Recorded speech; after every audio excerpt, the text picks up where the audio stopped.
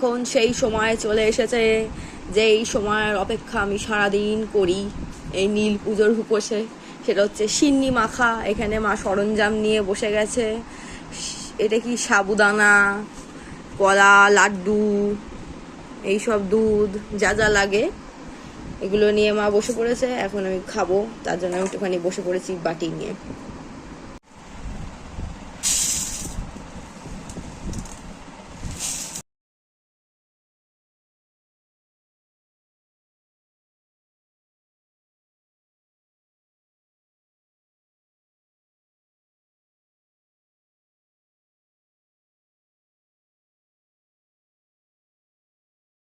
মার কলা চটকানো কমপ্লিট, এবার সাবু চটকাতে বসলো।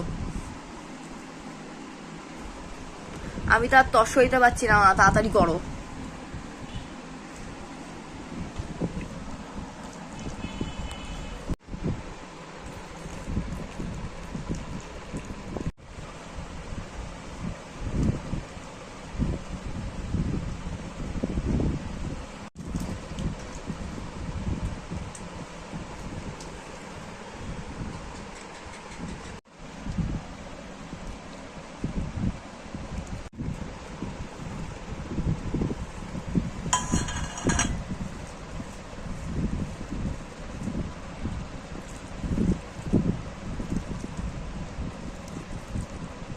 সারা দিনের অপেক্ষার পর এখন আমি এই যে সাবু মাখা পেয়ে গেছি। এখন আমি সাবু মাখা খাবো, কারণ এটার অপেক্ষায় সারা দিন আমি ছিলাম।